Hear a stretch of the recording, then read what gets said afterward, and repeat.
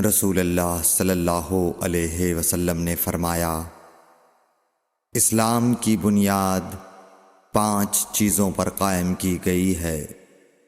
اول، گواہی دینا کہ اللہ کے سوا کوئی معبود نہیں اور بے شک حضرت محمد صلی اللہ علیہ وسلم اللہ کے سچے رسول ہیں، اور نماز قائم کرنا اور زکوٰۃ ادا کرنا اور حج کرنا اور رمضان کے روزے رکھنا۔ صحیح بخاری حدیث نمبر 8۔ نبی کریم صلی اللہ علیہ وآلہ وسلم نے فرمایا کہ ایمان کی 60 سے کچھ اوپر شاخیں ہیں، اور حیا شرم بھی ایمان کی ایک شاخ ہے۔ صحیح بخاری حدیث نمبر 9۔ حضرت محمد مصطفیٰ صلی اللہ علیہ وآلہ وسلم نے فرمایا، مسلمان وہ ہے جس کی زبان اور ہاتھ سے مسلمان بچے رہیں، اور مہاجر وہ ہے جو ان کاموں کو چھوڑ دے جن سے اللہ نے منع فرمایا۔ صحیح بخاری حدیث نمبر 10۔ لوگوں نے پوچھا، یا رسول اللہ، کون سا اسلام افضل ہے؟ تو نبی صلی اللہ علیہ وسلم نے فرمایا، وہ جس کے ماننے والے مسلمانوں کی زبان اور ہاتھ سے سارے مسلمان سلامتی میں رہیں۔ صحیح بخاری حدیث نمبر 11۔ ایک دن ایک آدمی نے حضرت صلی اللہ علیہ وسلم سے پوچھا کہ کون سا اسلام بہتر ہے؟ فرمایا، یہ کہ تم کھانا کھلاؤ اور جس کو پہچانو اس کو بھی اور جس کو نہ پہچانو اس کو بھی، الغرض سب کو سلام کرو۔ صحیح بخاری حدیث نمبر 12۔ حضور اکرم صلی اللہ علیہ وآلہ وسلم نے فرمایا، تم میں سے کوئی شخص ایماندار نہ ہوگا جب تک اپنے بھائی کے لیے وہ نہ چاہے جو اپنے نفس کے لیے چاہتا ہے۔ صحیح بخاری حدیث نمبر 13۔ رسول کریم صلی اللہ علیہ وسلم نے فرمایا، قسم ہے اس ذات کی جس کے ہاتھ میں میری جان ہے، تم میں سے کوئی بھی ایماندار نہ ہوگا جب تک میں اس کے والد اور اولاد سے بھی زیادہ اس کا محبوب نہ بن جاؤں۔ صحیح بخاری حدیث نمبر 14۔ حضرت صلی اللہ علیہ وسلم نے فرمایا، تم میں سے کوئی شخص ایماندار نہ ہوگا جب تک اس کے والد اور اس کی اولاد اور تمام لوگوں سے زیادہ اس کے دل میں میری محبت نہ ہو جائے۔ صحیح بخاری حدیث نمبر 15۔ نبی کریم صلی اللہ علیہ وآلہ وسلم نے فرمایا، 3 خصلتیں ایسی ہیں کہ جس میں یہ پیدا ہو جائیں اس نے ایمان کی مٹھاس کو پا لیا۔ اول یہ کہ اللہ اور اس کا رسول اس کے نزدیک سب سے زیادہ محبوب بن جائیں۔ دوسرے یہ کہ وہ کسی انسان سے محض اللہ کی رضا کے لیے محبت رکھے۔ تیسرے یہ کہ وہ کفر میں واپس لوٹنے کو ایسا برا جانے جیسا کہ آگ میں ڈالے جانے کو برا جانتا ہے۔ صحیح بخاری حدیث نمبر 16۔ حضور اکرم صلی اللہ علیہ وآلہ وسلم نے فرمایا، انصار سے محبت رکھنا ایمان کی نشانی ہے، اور انصار سے کینہ رکھنا نفاق کی نشانی ہے۔ صحیح بخاری حدیث نمبر 17۔ رسول اللہ صلی اللہ علیہ وسلم نے اس وقت جب آپ کے گرد صحابہ کی ایک جماعت بیٹھی ہوئی تھی فرمایا کہ مجھ سے بیعت کرو اس بات پر کہ اللہ کے ساتھ کسی کو شریک نہ کرو گے، چوری نہ کرو گے، زنا نہ کرو گے، اپنی اولاد کو قتل نہ کرو گے اور ناعمدن کسی پر کوئی ناحق بہتان باندھو گے اور کسی بھی اچھی بات میں اللہ کی نافرمانی نہ کرو گے۔ جو کوئی تم میں اس عہد کو پورا کرے گا تو اس کا ثواب اللہ کے ذمے ہے، اور جو کوئی ان بری باتوں میں سے کسی کا ارتکاب کرے اور اسے دنیا میں اسلامی قانون کے تحت سزا دے دی گئی تو یہ سزا اس کے گناہوں کے لیے بدلہ ہو جائے گی، اور جو کوئی ان میں سے کسی بات میں مبتلا ہو گیا اور اللہ نے اس کے گناہ کو چھپا لیا تو پھر اس کا معاملہ اللہ کے حوالے ہے، اگر چاہے معاف کرے اور اگر چاہے سزا دے دے۔ عبادہ کہتے ہیں کہ پھر ہم سب نے ان سب باتوں پر آپ صلی اللہ علیہ وسلم سے بیعت کر لی۔ صحیح بخاری حدیث نمبر 18۔ رسول اللہ صلی اللہ علیہ وسلم نے فرمایا، وہ وقت قریب ہے جب مسلمان کا سب سے عمدہ مال اس کی بکریاں ہوں گی، جن کے پیچھے وہ پہاڑوں کی چوٹیوں اور برساتی وادیوں میں اپنے دین کو بچانے کے لیے بھاگ جائے گا۔ صحیح بخاری حدیث نمبر 19۔ رسول اللہ صلی اللہ علیہ وسلم کسی کام کا حکم دیتے تو وہ ایسا ہی کام ہوتا جس کے کرنے کی لوگوں میں طاقت ہوتی۔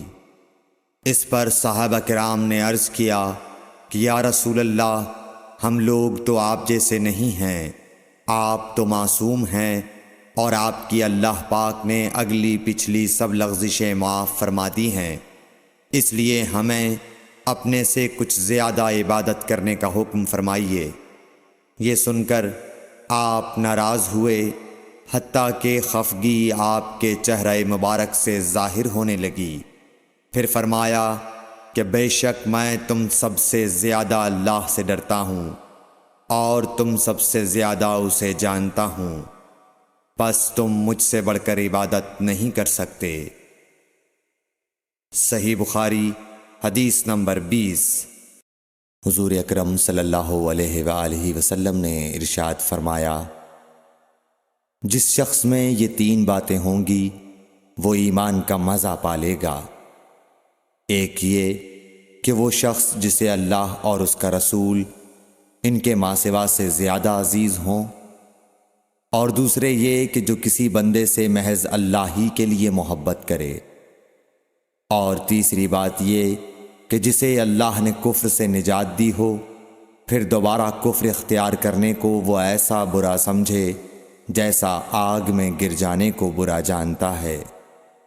صحیح بخاری حدیث نمبر 21۔ حضرت محمد مصطفیٰ صلی اللہ علیہ وآلہ وسلم نے فرمایا، جب جنتی جنت میں اور دوزخی دوزخ میں داخل ہو جائیں گے، اللہ پاک فرمائے گا جس کے دل میں رائی کے دانے کے برابر بھی ایمان ہو اس کو بھی دوزخ سے نکال لو۔ تب ایسے لوگ دوزخ سے نکال لیے جائیں گے اور وہ جل کر کوئلے کی طرح سیاہ ہو چکے ہوں گے، پھر زندگی کی نہر میں یا بارش کے پانی میں ڈالے جائیں گے۔ اس وقت وہ دانے کی طرح اگائیں گے جس طرح ندی کے کنارے دانے اگاتے ہیں۔ کیا تم نے نہیں دیکھا کہ دانہ زردی مائل پیچ در پیچ نکلتا ہے؟ صحیح بخاری حدیث نمبر 22۔ حضور اکرم صلی اللہ علیہ وآلہ وسلم نے فرمایا، میں ایک وقت سو رہا تھا، میں نے خواب میں دیکھا کہ لوگ میرے سامنے پیش کیے جا رہے ہیں اور وہ کرتے پہنے ہوئے ہیں، کسی کا کرتا سینے تک ہے اور کسی کا اس سے نیچا ہے۔ پھر میرے سامنے عمر بن خطاب لائے گئے، ان کے بدن پر جو کرتا تھا اسے وہ گھسیٹ رہے تھے، یعنی ان کا کرتا زمین تک نیچا تھا۔ صحابہ رضی اللہ تعالی عنہ نے پوچھا کہ یا رسول اللہ اس کی کیا تعبیر ہے؟ آپ نے فرمایا کہ اس سے دین مراد ہے۔ صحیح بخاری حدیث نمبر 23۔ ایک مرتبہ رسول کریم صلی اللہ علیہ وسلم ایک انصاری شخص کے پاس سے گزرے، اس حال میں کہ وہ اپنے ایک بھائی سے کہہ رہے تھے کہ تم اتنی شرم کیوں کرتے ہو؟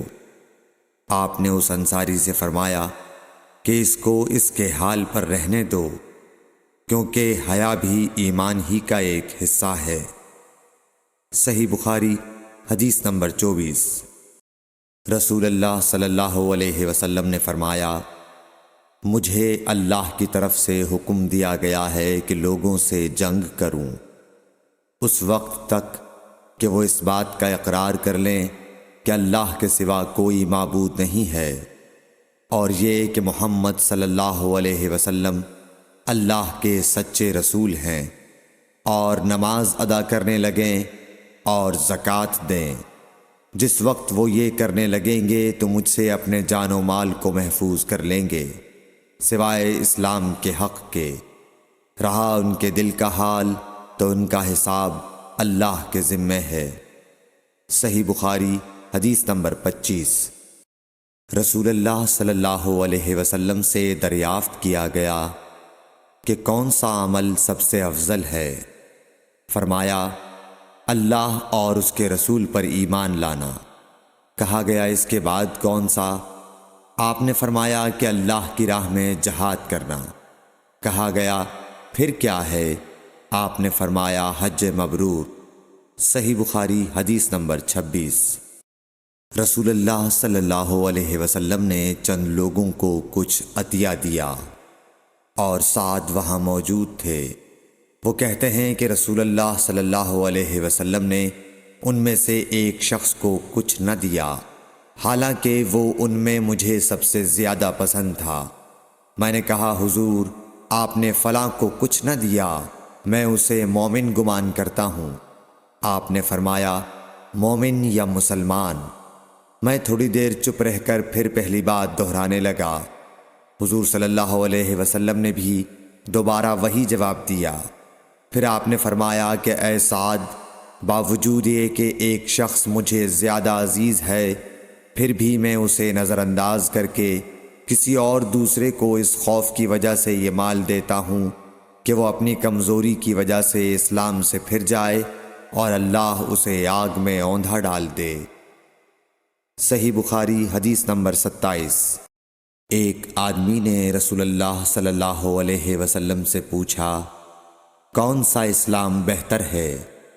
آپ صلی اللہ علیہ وسلم نے فرمایا کہ تو کھانا کھلائے اور ہر شخص کو سلام کرے، خواہ اس کو تو جانتا ہو یا نہ جانتا ہو۔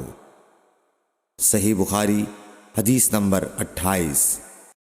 حضرت صلی اللہ علیہ وسلم نے فرمایا، مجھے دوزخ دکھلائی گئی تو اس میں زیادہ تر عورتیں تھیں جو کفر کرتی ہیں۔ کہا گیا، حضور، کیا وہ اللہ کے ساتھ کفر کرتی ہیں؟ آپ صلی اللہ علیہ وسلم نے فرمایا کہ خاوند کی ناشکری کرتی ہیں اور احسان کی ناشکری کرتی ہیں۔ اگر تم عمر بھر ان میں سے کسی کے ساتھ احسان کرتے رہو، پھر تمہاری طرف سے کبھی کوئی ان کے خیال میں ناگواری کی بات ہو جائے تو فوراً کہہ اٹھے گی کہ میں نے کبھی بھی تجھ سے کوئی بھلائی نہیں دیکھی۔ صحیح بخاری حدیث نمبر 29۔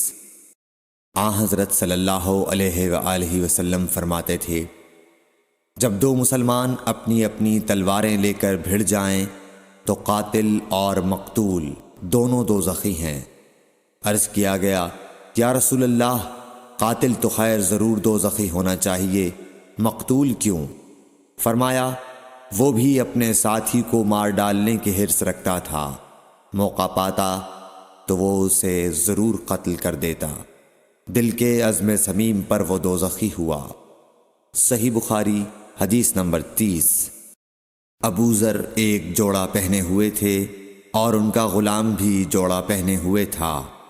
سبب دریافت کیا گیا تو کہنے لگے کہ میں نے ایک شخص یعنی غلام کو برا بھلا کہا تھا اور اس کی ماں کی غیرت دلائی یعنی گالی دی، تو رسول اللہ صلی اللہ علیہ وسلم نے یہ معلوم کر کے مجھ سے فرمایا، اے ابو ذر، تو نے اسے ماں کے نام سے غیرت دلائی ہے، بے شک تجھ میں ابھی کچھ زمانہ جاہلیت کا اثر باقی ہے۔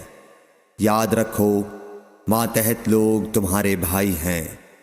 اللہ نے اپنی کسی مصلحت کی بنا پر انہیں تمہارے قبضے میں دے رکھا ہے، تو جس کے ماتحت اس کا کوئی بھائی ہو تو اس کو بھی وہی کھلائے جو آپ کھاتا ہے، اور وہ کپڑا اسے پہنائے جو آپ پہنتا ہے، اور ان کو اتنے کام کی تکلیف نہ دو کہ ان کے لیے مشکل ہو جائے، اور اگر کوئی سخت کام ڈالو تو تم خود بھی ان کی مدد کرو۔ صحیح بخاری حدیث نمبر 31۔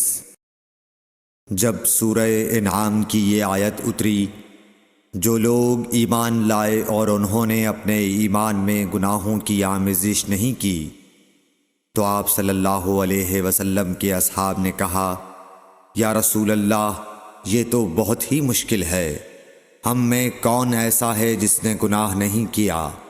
تب اللہ پاک نے سورہ لقمان کی یہ آیت اتاری کہ بے شک شرک بڑا ظلم ہے۔ صحیح بخاری حدیث نمبر 32۔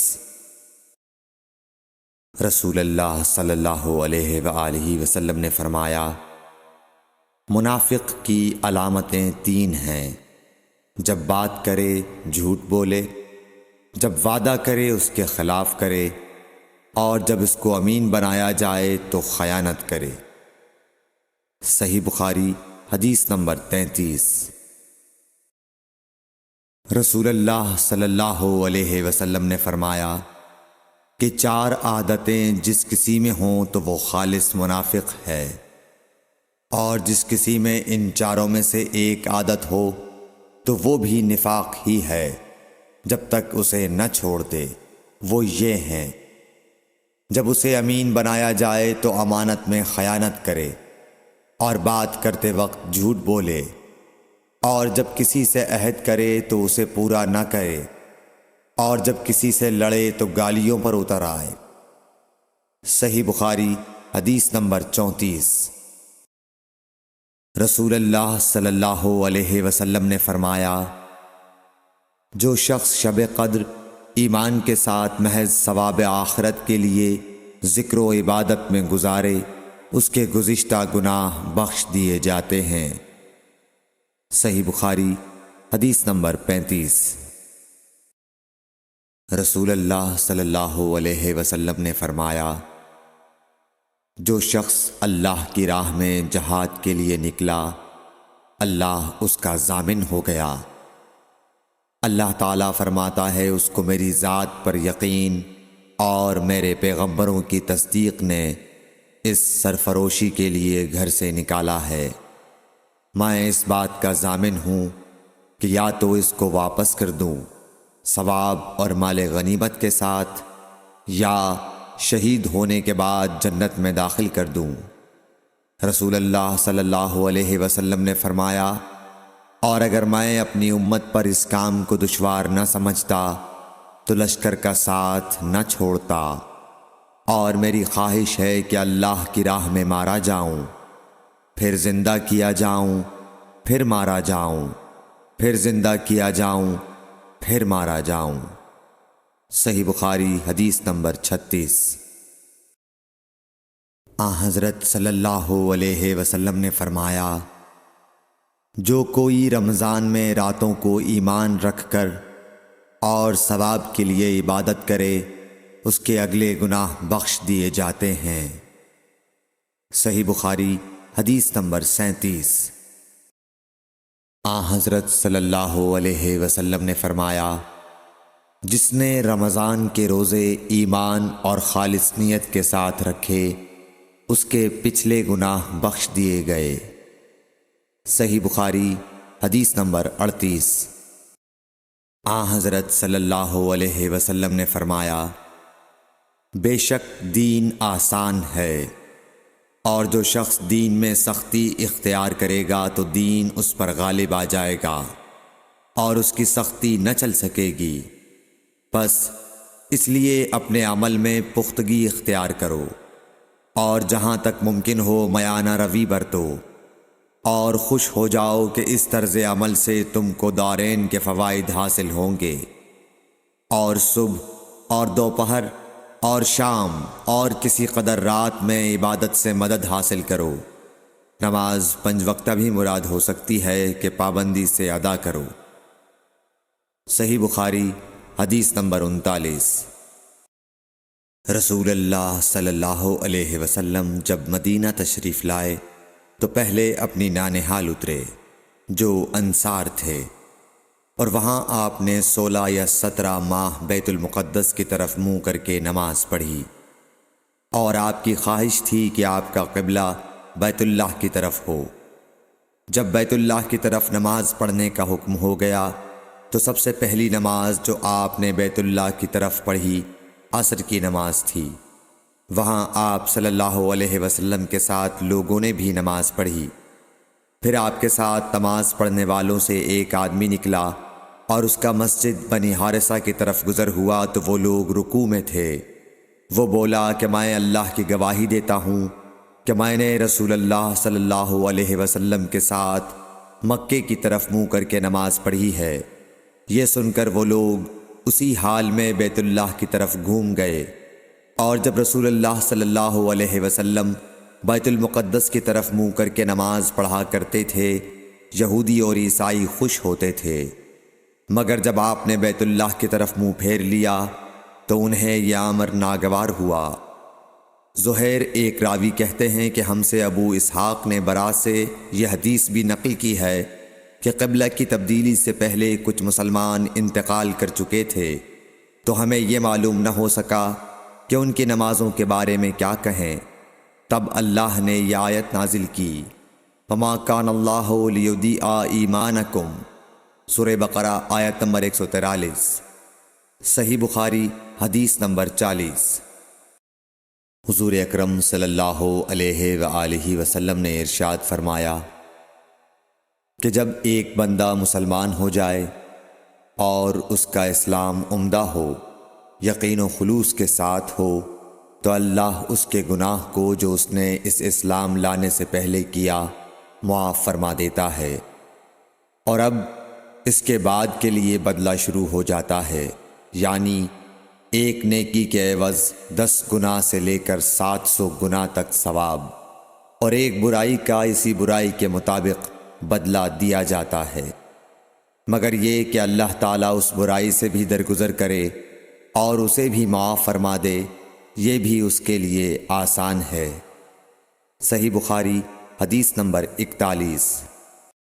رسول اللہ صلی اللہ علیہ وسلم نے فرمایا کہ تم میں سے کوئی شخص جب اپنے اسلام کو عمدہ بنا لے، یعنی نفاق اور ریا سے پاک کر لے، تو ہر نیک کام جو وہ کرتا ہے اس کے عوض 10 سے لے کر 700 گناہ تک نیکیاں لکھی جاتی ہیں، اور ہر برا کام جو کرتا ہے تو وہ اتنا ہی لکھا جاتا ہے جتنا کہ اس نے کیا ہے۔ صحیح بخاری حدیث نمبر 42۔ رسول اللہ صلی اللہ علیہ وسلم ایک دن حضرت عائشہ رضی اللہ تعالی عنہا کے پاس آئے۔ اس وقت ایک عورت حضرت عائشہ رضی اللہ تعالی عنہا کے پاس بیٹھی تھی۔ آپ صلی اللہ علیہ وسلم نے دریافت کیا، یہ کون ہے؟ عرض کیا، فلاں عورت، اور اس کی نماز کے اشتیاق اور پابندی کا ذکر کیا۔ آپ صلی اللہ علیہ وسلم نے فرمایا، ٹھہر جاؤ، سن لو کہ تم پر اتنا ہی عمل واجب ہے جتنے عمل کی تمہارے اندر طاقت ہے۔ اللہ کی قسم، ثواب دینے سے اللہ نہیں اکتاتا، مگر تم عمل کرتے کرتے اکتا جاؤ گے، اور اللہ کو دین کا وہی عمل زیادہ پسند ہے جس کی ہمیشہ پابندی کی جا سکے، اور انسان بغیر اکتائے اسے انجام دے۔ صحیح بخاری حدیث نمبر 43۔ رسول اللہ صلی اللہ علیہ وسلم نے فرمایا، جس شخص نے لا الہ الا اللہ کہہ لیا اور اس کے دل میں جو برابر بھی ایمان ہے، تو وہ ایک نہ ایک دن دوزخ سے ضرور نکلے گا، اور دوزخ سے وہ شخص بھی ضرور نکلے گا جس نے کلمہ پڑھا اور اس کے دل میں گیہوں کے دانے برابر خیر ہے، اور دوزخ سے وہ بھی نکلے گا جس نے کلمہ پڑھا اور اس کے دل میں ایک ذرہ برابر بھی خیر ہے۔ صحیح بخاری حدیث نمبر 44۔ ایک یہودی نے حضرت عمر بن خطاب رضی اللہ تعالیٰ عنہ سے کہا کہ اے امیر المومنین، تمہاری کتاب قرآن میں ایک آیت ہے جسے تم پڑھتے ہو، اگر وہ ہم یہودیوں پر نازل ہوتی تو ہم اس کے نزول کے دن کو یوم عید بنا لیتے۔ آپ نے پوچھا وہ کون سی آیت ہے؟ اس نے جواب دیا سورہ مائدہ کی یہ آیت کہ آج میں نے تمہارے دین کو مکمل کر دیا اور اپنی نعمت تم پر تمام کر دی اور تمہارے لیے دین اسلام پسند کیا۔ حضرت عمر رضی اللہ تعالی عنہ نے فرمایا کہ ہم اس دن اور اس مقام کو خوب جانتے ہیں۔ جب یہ آیت رسول اللہ صلی اللہ علیہ وسلم پر نازل ہوئی، اس وقت آپ صلی اللہ علیہ وسلم عرفات میں جمعے کے دن کھڑے ہوئے تھے۔ صحیح بخاری حدیث نمبر 45۔ طلحہ بن عبید اللہ کہتے تھے کہ نجد والوں میں سے ایک شخص حضرت صلی اللہ علیہ وسلم کے پاس آیا، سر پریشان یعنی بال بکھرے ہوئے تھے۔ ہم اس کی آواز کی بنبناہٹ سنتے تھے اور ہم سمجھ نہیں پا رہے تھے کہ وہ کیا کہہ رہا ہے، یہاں تک کہ وہ نزدیک آن پہنچا جب معلوم ہوا کہ وہ اسلام کے بارے میں پوچھ رہا ہے۔ حضرت صلی اللہ علیہ وسلم نے فرمایا کہ اسلام دن رات میں 5 نمازیں پڑھنا ہے۔ اس نے کہا بس اس کے سوا تو اور کوئی نماز مجھ پر نہیں۔ آپ نے فرمایا نہیں، مگر تو نفل پڑھے تو اور بات ہے۔ حضرت صلی اللہ علیہ وسلم نے فرمایا اور رمضان کے روزے رکھنا۔ اس نے کہا اور تو کوئی روزہ مجھ پر نہیں ہے۔ آپ نے فرمایا نہیں، مگر تو نفل روزے رکھے تو اور بات ہے۔ طلحہ نے کہا اور حضرت صلی اللہ علیہ وسلم نے اس زکوٰۃ کا بیان کیا۔ وہ کہنے لگا کہ بس اور کوئی صدقہ مجھ پر نہیں ہے۔ آپ نے فرمایا نہیں، مگر یہ کہ تو نفل صدقہ دے تو اور بات ہے۔ پھر وہ شخص پیٹھ موڑ کر چلا گیا، یوں کہتا جاتا تھا قسم خدا کی میں نہ اس سے بڑھاؤں گا نہ گھٹاؤں گا۔ حضرت صلی اللہ علیہ وسلم نے فرمایا اگر یہ سچا ہے تو اپنی مراد کو پہنچ گیا۔ صحیح بخاری حدیث نمبر 46۔ حضرت صلی اللہ علیہ وسلم نے فرمایا جو کوئی ایمان رکھ کر اور ثواب کی نیت سے کسی مسلمان کے جنازے کے ساتھ جائے اور نماز اور دفن سے فراغت ہونے تک اس کے ساتھ رہے تو وہ 2 قیرات ثواب لے کر لوٹے گا۔ ہر قیرات اتنا بڑا ہوگا جیسے احد کا پہاڑ۔ اور جو شخص جنازے پر نماز پڑھ کر دفن سے پہلے لوٹ جائے تو وہ 1 قیرات ثواب لے کر لوٹے گا۔ صحیح بخاری حدیث نمبر 47۔ حضرت صلی اللہ علیہ وسلم نے فرمایا کہ مسلمان کو گالی دینے سے آدمی فاسق ہو جاتا ہے اور مسلمان سے لڑنا کفر ہے۔ صحیح بخاری حدیث نمبر 48۔ حضرت صلی اللہ علیہ وسلم اپنے حجرے سے نکلے، لوگوں کو شب قدر بتانا چاہتے تھے وہ کون سی رات ہے۔ اتنے میں 2 مسلمان آپس میں لڑ پڑے۔ آپ صلی اللہ علیہ وسلم نے فرمایا میں تو اس لیے باہر نکلا تھا کہ تم کو شب قدر بتلاؤں، اور فلاں فلاں آدمی لڑ پڑے تو وہ میرے دل سے اٹھا لی گئی، اور شاید اسی میں کچھ تمہاری بہتری ہو، تو اب ایسا کرو کہ شب قدر کو رمضان کی 27ویں، 29ویں اور 25ویں رات میں ڈھونڈا کرو۔ صحیح بخاری حدیث نمبر 49۔ ایک دن حضرت صلی اللہ علیہ وسلم لوگوں میں تشریف فرما تھے کہ آپ کے پاس ایک شخص آیا اور پوچھنے لگا کہ ایمان کسے کہتے ہیں۔ آپ صلی اللہ علیہ وسلم نے فرمایا کہ ایمان یہ ہے کہ تم اللہ پاک کے وجود اور اس کی وحدانیت پر ایمان لاؤ، اور اس کے فرشتوں کے وجود پر، اور اس اللہ کی ملاقات کے برحق ہونے پر، اور اس کے رسولوں کے برحق ہونے پر، اور مرنے کے بعد دوبارہ اٹھنے پر ایمان لاؤ۔ پھر اس نے پوچھا کہ اسلام کیا ہے؟ آپ صلی اللہ علیہ وسلم نے پھر جواب دیا کہ اسلام یہ ہے کہ تم خالص اللہ کی عبادت کرو اور اس کے ساتھ کسی کو شریک نہ بناؤ، اور نماز قائم کرو، اور زکوٰۃ فرض ادا کرو، اور رمضان کے روزے رکھو۔ پھر اس نے احسان کے متعلق پوچھا۔ آپ صلی اللہ علیہ وسلم نے فرمایا، احسان یہ ہے کہ تم اللہ کی عبادت اس طرح کرو گویا تم اسے دیکھ رہے ہو۔ اگر یہ درجہ نہ حاصل ہو تو پھر یہ تو سمجھو کہ وہ تم کو دیکھ رہا ہے۔ پھر اس نے پوچھا کہ قیامت کب آئے گی؟ آپ صلی اللہ علیہ وسلم نے فرمایا کہ اس کے بارے میں جواب دینے والا پوچھنے والے سے کچھ زیادہ نہیں جانتا، البتہ میں تمہیں اس کی نشانیاں بتلا سکتا ہوں۔ وہ یہ ہیں کہ جب لونڈی اپنے آقا کو جنے گی، اور جب سیاہ اونٹوں کے چرانے والے دیہاتی لوگ ترقی کرتے کرتے مکانات کی تعمیر میں ایک دوسرے سے بازی لے جانے کی کوشش کریں گے، یاد رکھو قیامت کا علم ان 5 چیزوں میں ہے جن کو اللہ کے سوا کوئی نہیں جانتا۔ پھر آپ صلی اللہ علیہ وسلم نے یہ آیت پڑھی کہ اللہ ہی کو قیامت کا علم ہے کہ وہ کب ہوگی۔ پھر وہ پوچھنے والا پیٹھ پھیر کر جانے لگا۔ آپ نے فرمایا کہ اسے واپس بلا کر لاؤ۔ لوگ دوڑ پڑے مگر وہ کہیں نظر نہیں آیا۔ آپ صلی اللہ علیہ وسلم نے فرمایا کہ یہ جبرائیل علیہ السلام تھے جو لوگوں کو ان کا دین سکھانے آئے تھے۔ صحیح بخاری حدیث نمبر 50۔ ہرقل شاہ روم نے ابو سفیان سے کہا، میں نے تم سے پوچھا تھا کہ اس رسول کے ماننے والے بڑھ رہے ہیں یا گھٹ رہے ہیں؟